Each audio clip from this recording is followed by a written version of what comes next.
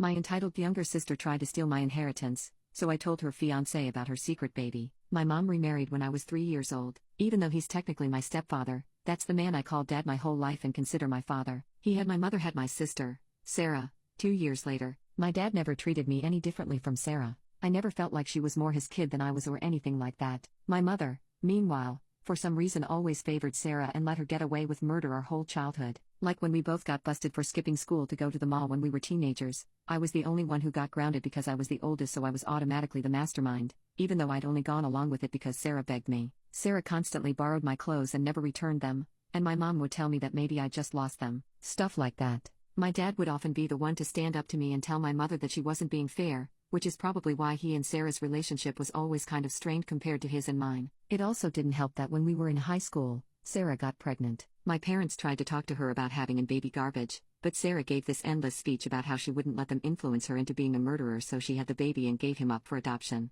I know it was a hard time for her and I tried to be there for her, but she completely shut me out and refused to talk about it, so eventually I just went along with the rest of the family and basically pretending it never happened. Sarah and I are both in our 30s now. We're not close, but our mother passed away a few years ago, and since then we've made an effort to get along for our father's sake. Recently, my husband and I went out to dinner with her and her boyfriend, and they announced that they were engaged. While we were congratulating them, her fiancé started telling us about how he knew Sarah was the one because he still wanted to be with her even after he found out that it meant he'd never had children, when he'd always dreamed of being a dad. I started to say, "Oh, Sarah, you don't want kids?" But before I could get the words out, she stomped on my foot under the table. A few minutes later she excused herself to the bathroom, and I followed her. While she was fixing her lipstick I said, "So you're not going to have kids?" And she said, casually, "He thinks I'm infertile." I asked why on earth he would think that, and she said, "The last thing I want to do is have a brat ruining our lives." So I told him I was born unable to have kids and there's nothing they can do about it. I'll just take birth control forever, it's fine. I couldn't believe she was starting her engagement off with a lie.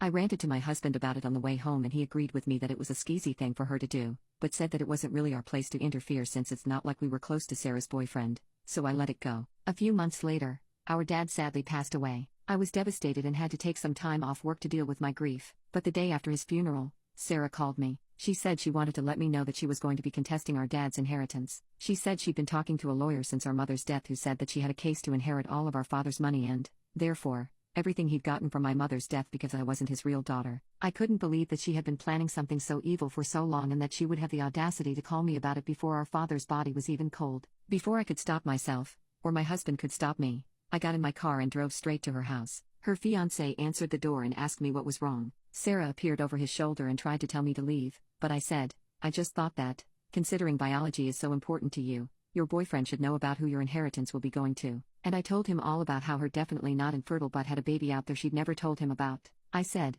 "She's perfectly capable of having babies, she just doesn't want to have them with you." Sarah screamed at me, calling me a bitch and begging her boyfriend not to listen to me, but as I walked away from the house, he was telling her that he was done.